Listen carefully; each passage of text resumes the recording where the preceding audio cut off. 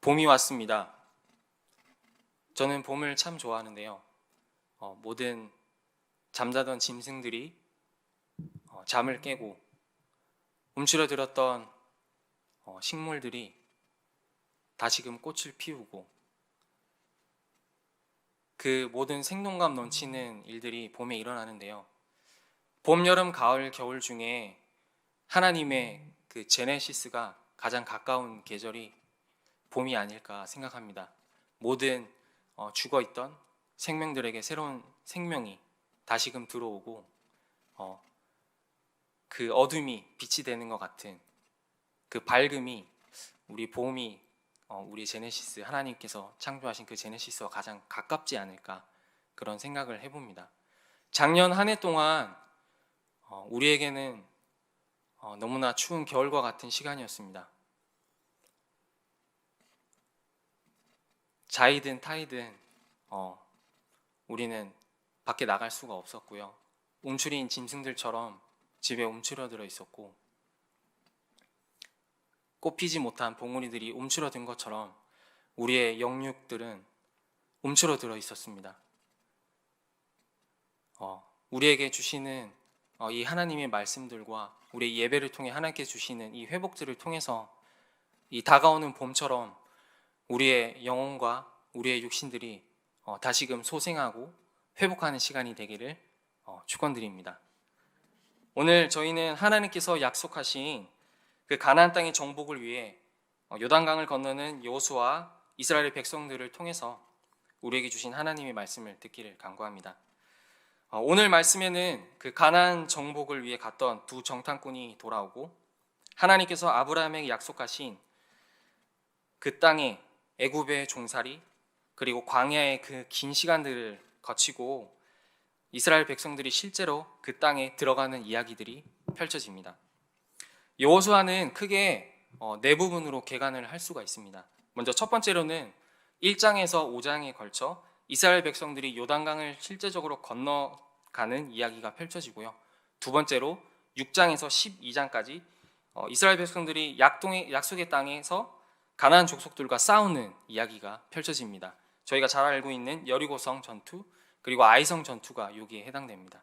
그리고 세 번째로 13장부터 22장까지 약속의 그 땅을 가나안 각 지파별로 분배하는 이야기가 펼쳐지고요. 마지막 23장, 24장에 걸쳐 여호수아가 죽기 전에 마지막으로 백성들에게 당부하는 그런 이야기들이 우리에게 들려집니다.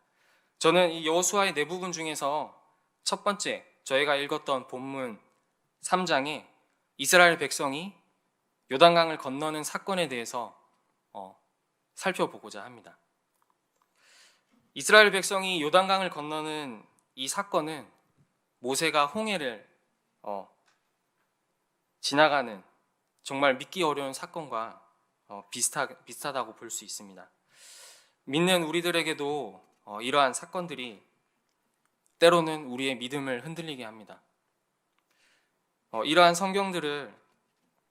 성경에 펼쳐지는 사건들을 우리가 볼 때 우리가 그것을 믿고 넘어설 때 우리의 믿음이 한 단계 성장할 수 있다고 생각합니다. 내가 믿고 싶은 거, 내가 이해하고 싶은 것만 내가 받아들이고 내가 이해한다면 성경은 그저 백과사전에 불과할 뿐일 것입니다. 또한 우리의 삶 가운데서 이런 요단강을 건너는 사건들이 있었는지 성찰해 봐야 합니다. 우리의 삶 가운데 건널 수 없는 요단강을 만났을 때 우리는 어떻게 건넜으며 하나님께서 나의 삶을 어떻게 인도하셨으며 그러한 경험과 인생의 사건들을 통해서 살아계신 하나님을 만나고 우리의 믿음은 한 번 더 굳건하게 성장하는 것입니다. 여호수아의 말씀의 핵심 포인트는 여러 가지가 있습니다. 그런데 가장 중요한 포인트는 가나안 땅은 우리의 노력과 우리의 열심으로 쟁취하는 것이 아니라 하나님의 약속의 선물이며 그 과정 모두 하나님께서 하신다는 것을 말씀하고 계십니다. 우리의 성경은 하나님께서 이러한 역사를 보이시기 위해 이스라엘 백성에게 세 가지를 요구하고 있고 이 또한 우리에게 동일하게 말씀하신다고 그렇게 생각합니다. 첫째로 하나님의 임재를 상징하는 언약궤가 가장 먼저 앞서야 합니다. 3절을 함께 읽겠습니다. 백성에게 명령하여 이르시되 너희는 레위 사람 제사장들이 너희 하나님 여호와의 언약궤 매는 것을 보거든 너희가 있는 곳을 떠나 그 뒤를 따르라. 이 언약궤는 아론의 지팡이와 만나의 항아리가 사라지고 십계명의 돌판만 남았기 때문에 하나님의 언약의 말씀을 의미합니다. 정말 이상한 전쟁이 아닐 수 없습니다. 보통 전쟁의 선봉은 가장 빠르고 이제 가장 기동력이 좋은 수색대나 기마 이런 무력적으로 가장 민첩한 조직이 가장 먼저 앞서는 것이 보통이지만 이스라엘 백성들이 나가는 이 전쟁의 모습은 무방비 상태의 언약궤를 맨 제사장들이 가장 먼저 앞섭니다. 이것은 이 전쟁이 사람의 능력으로 그리고 세상의 가치가 정의한 그것에 따라 이루어지는 전쟁이 아니라 하나님의 말씀에 따라 치러지는 전쟁이라는 것을 의미합니다. 언약궤를 맨 하나님의 말씀을 등에 업은 제사장들이 요단강에 들어가는 그 모습은 우리가 이 세상을 살아가는 가장 근접한 그림이 아닌가 합니다. 우리가 하나님의 그 말씀을 가지고 등에 업고 세상을 향해 뛰어들면 하나님께서 세상의 가치와 그 흐름들을 끊어주실 것이라 믿습니다. 요단강의 그 거대한 물살에 떠내려 가듯 우리가 세상의 가치에 흔들리는 것이 아니라 언약궤와 함께 굳건하게 서 있을 수 있는 것입니다. 16절에 보시면 언약궤를 맨 제사장들이 마른 땅에 굳게 서서 모든 이스라엘 백성이 지나갈 때까지 버티고 섰다라고 합니다.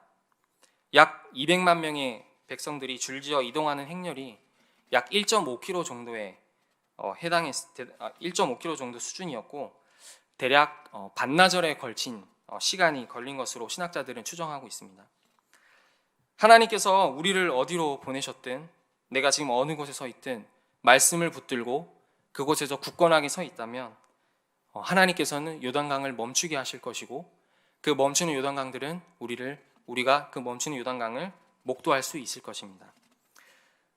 저희가 읽었던 3절 이어서 4절을 보면 언약궤와 뒤따르는 이스라엘 백성들과의 사이가 언약궤와 그 이스라엘 백성들의 사이가 약 2000큐빗이라고 얘기합니다.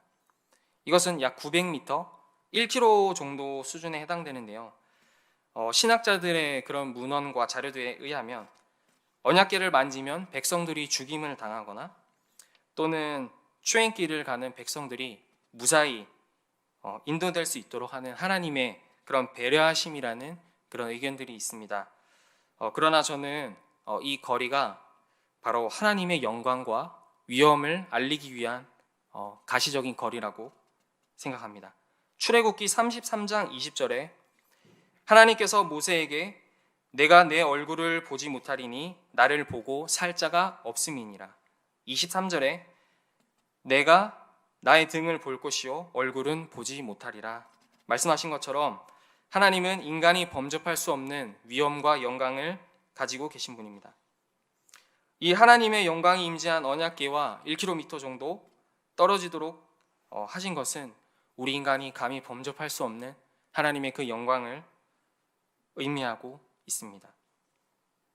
죄성으로 가득 찬 우리가 예수님과 더불어 성찬에 참여하는 그 가까운 그 은혜를 누릴 수 있도록 해주신 것이 얼마나 감사한 일인지 새삼 깨닫게 됩니다.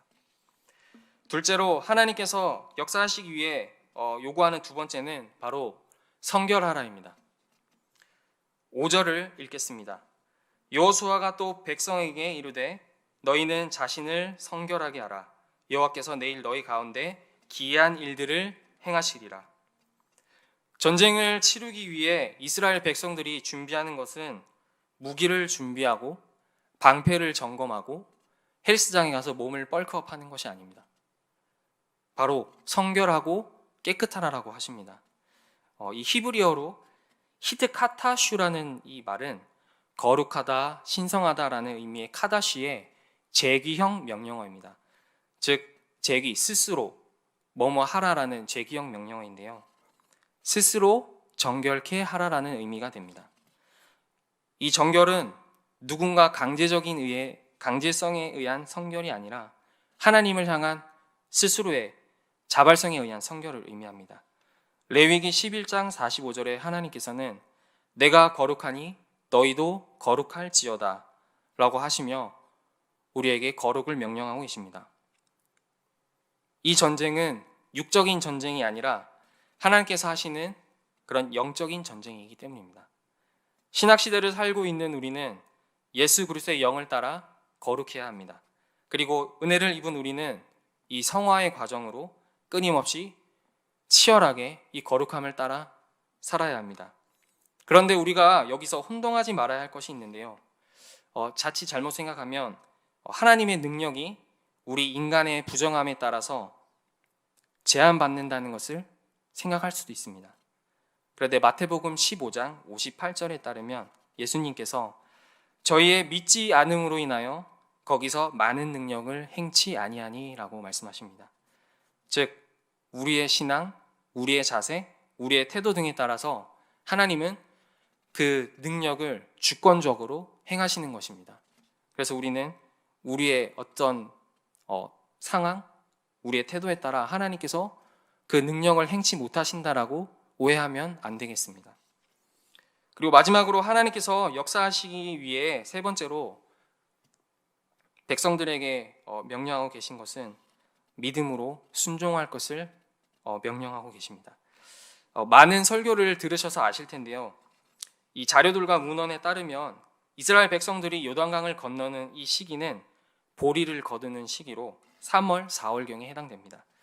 이때는 잦은 비로 인해서 폭이 27m에서 30m에 이르는 이 요단강이 범람하여 성이 난 상태로 흐르고 있는 이 시기입니다.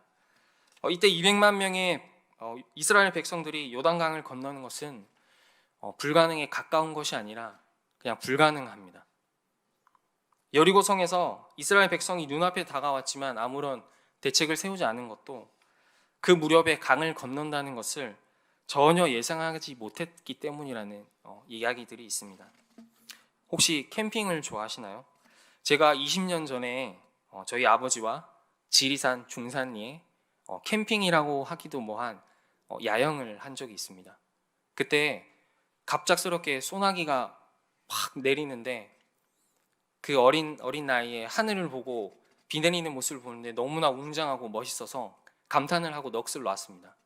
그리고 다시 내 자리를 봤는데 텐트며 냄비며 가방이며 모든 것이 다 떠내려가는 것을 보고 이 자연의 무서움을 보고 얼마나 떨었는지 모릅니다. 그런데 이 27m에서 30m에 이르는 그 폭에 그 성난 요단강 앞에 서 있는 이스라엘 백성들은 얼마나 두려웠을까요? 8절에 보시면 여호와께서 말씀하시기를 너는 언약궤를 맨 제사장들에 명령하여 이르기를 너희가 요단 물가에 이르거든 요단에 들어서라 라고 하십니다. 15절에 보시면 그 긴장되는 순간이 점점 더 줌아웃이 됩니다. 줌인이 됩니다. 궤를 맨 자들이 요단에 이르러 궤를 맨 제사장들의 발이 물가에 잠기자. 100m 앞에 요단강이 넘실넘실 흐르고 있습니다.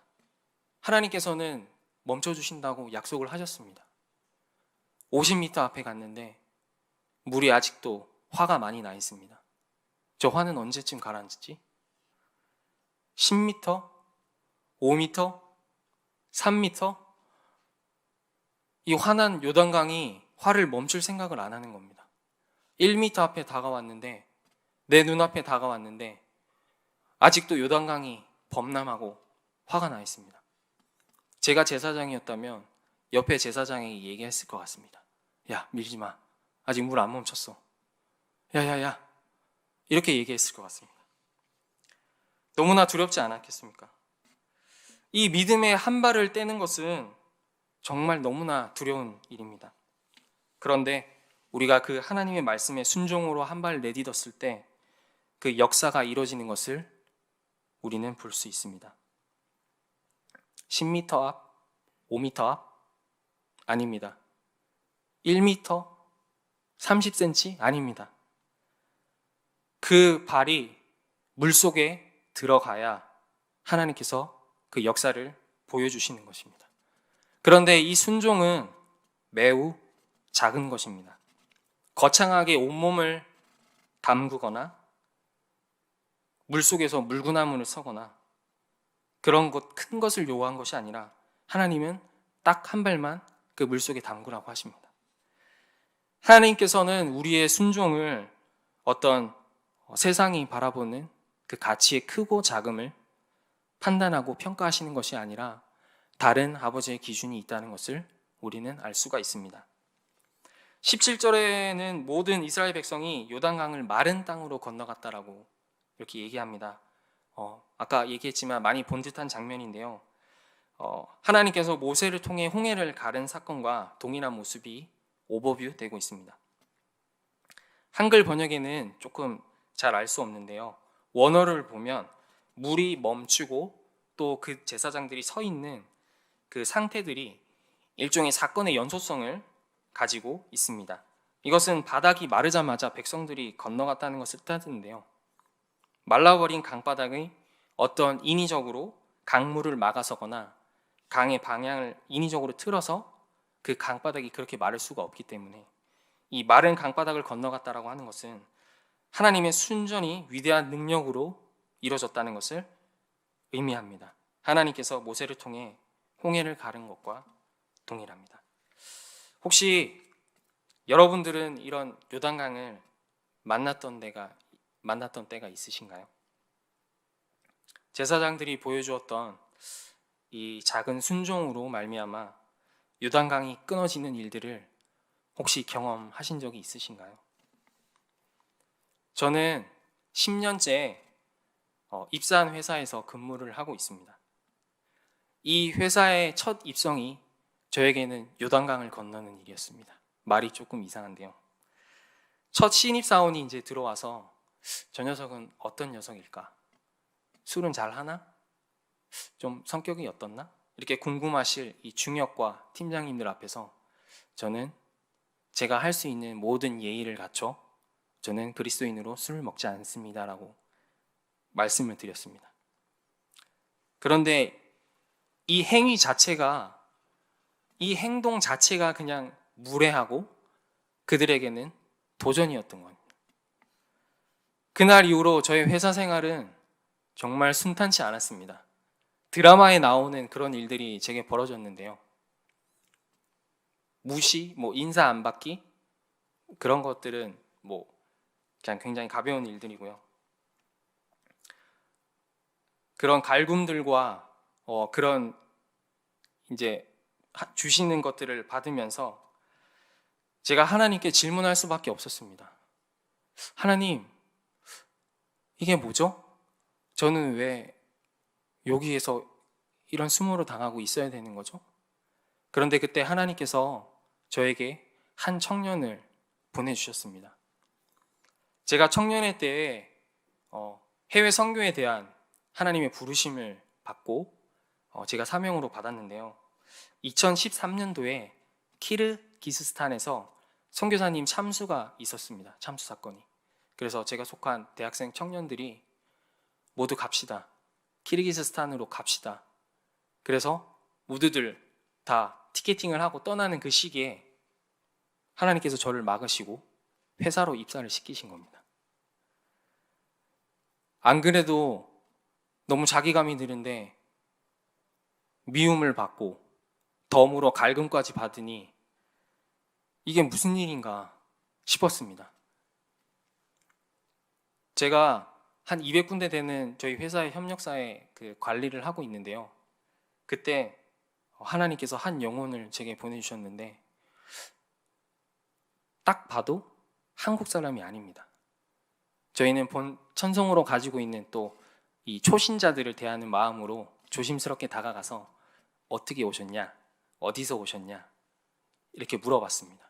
그랬더니 그 청년이 어눌한 말투로 저는 키르기스스탄에서 왔어요. 이렇게 고백을 하는 겁니다. 저는 그때 회사에서 너무 많이 울었습니다. 하나님께서는 비행기를 타야 선교가 아니라 내가 바로 보낸 그 땅이 선교지고 너가 서 있는 그 땅에 내가 찾고 있는 영혼들이 있다. 하나님이 그 청년을 통해 저에게 말씀하셨습니다. 그래서 그 땅이 저에게 하나님께서 약속하신 첫 번째 땅이라는 것을 깨닫게 됐습니다.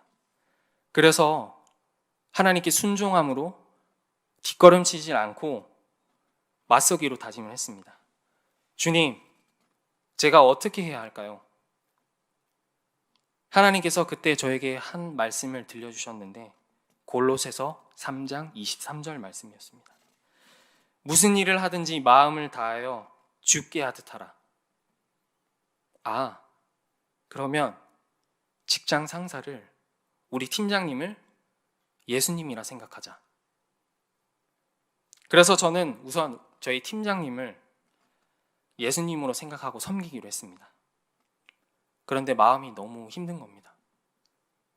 소맥을 좋아하시는 예수님이라니. 저는 도저히 받아들일 수가 없었습니다. 새벽 2시, 3시까지 마시시고 집으로 향하시는 그 뒷모습을 보는데 제가 저분이 만약 정말 예수님이셨다면 제가 그냥 보내드릴 수 있을까? 그래서 저는 따뜻한 히터를 틀어드리고 제가 모시고 집에다 모셔다 드렸습니다. 그리고 아침에 오셔서 편하게 일하시는 예수님을 기대하며 가장 빨리 출근하고 사무실을 정리정돈하고 청소하고 마라나타 예수님이 오실 그 시간을 기다렸습니다.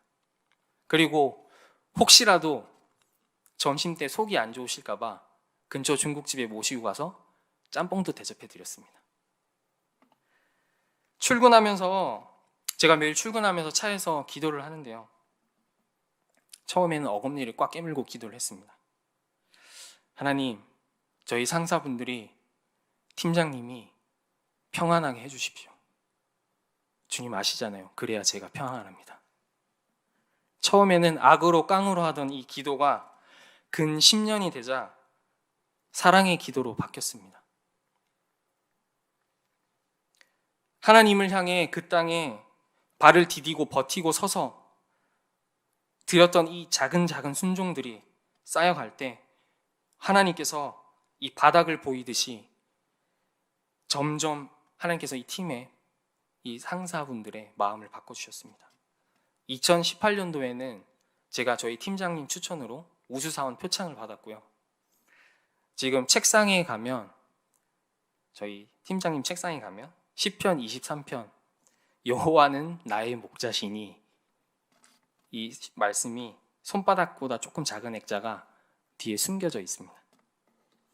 저는 그저 작은 순종으로 이 성난 요단강 같은 사람들에게 한 발 내디뎠고 하나님께서는 넘치던 요단강 같은 이 사람들의 마음을 잠잠케 해주셨습니다. 제가 분명히 말씀드리지만 절대 제 힘으로 할 수 없는 일들이었고 기대할 수도 없고 기대할 수도 없는 그런 변화들이었습니다. 이 시대를 살아가는 우리들에게 하나님께서는 이 여호수아 3장을 통해 무엇을 말씀하고 계신가요?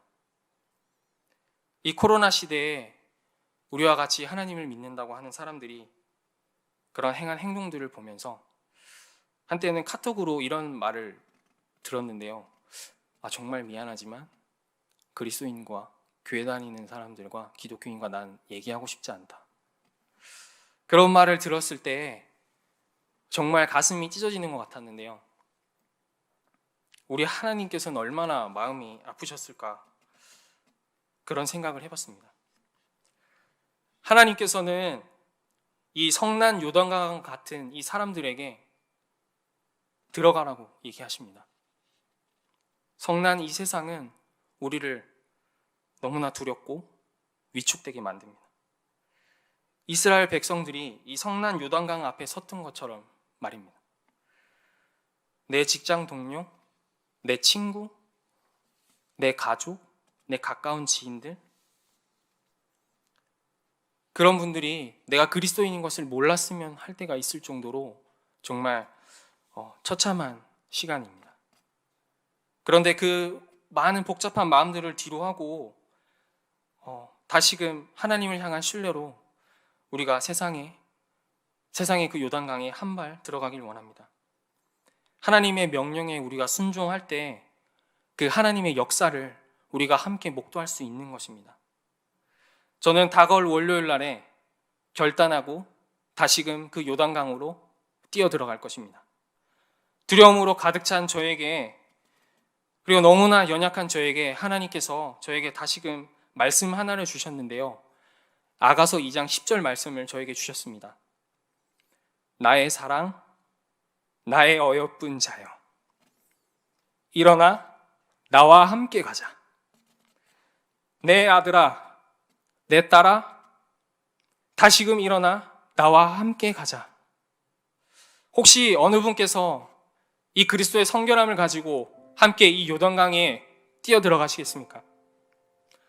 어느 분께서 이 강 방바닥에 발을 디디고 서서 하나님께서 하시는 그 역사들을 함께 목도하시겠습니까? 예수 그리스도를 우리에게 주심으로 영원한 사랑을 약속하신 것처럼 우리가 믿음으로 순종할 때 하나님께서 그 요단강을 끊어주실 것을 우리에게 약속하셨습니다. 우리 이 시간에 함께 이 순종의 한 발자국을 위해 함께 결단하며 찬양하고 기도드리겠습니다.